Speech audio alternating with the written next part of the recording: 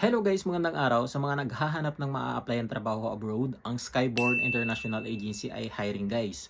So nag-post sila sa kanilang Facebook page na open sila tomorrow, Saturday, October 25 at tatanggap sila ng applicant bound to New Zealand. So para lang ito sa mga skilled worker nating mga kababayan na gusto mag-apply trabaho abroad.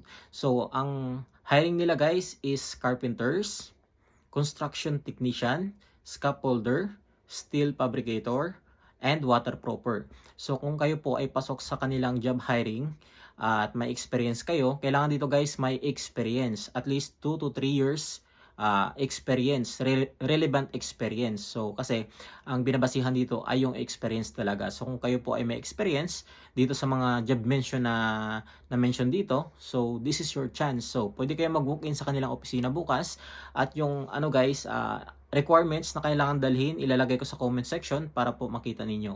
At napakaganda nito guys kasi no placement fee. So ibig sabihin, wala kayong babayaran sa inyong application, sa process ng inyong application papunta ng New Zealand kasi no placement fee, sagot na ng employer ang processing ng inyong application. So yun lang guys, sana nakatulong, paki-like and share itong videos natin para mas marami pa tayong kababayang matutulungan. Thank you for watching and God bless.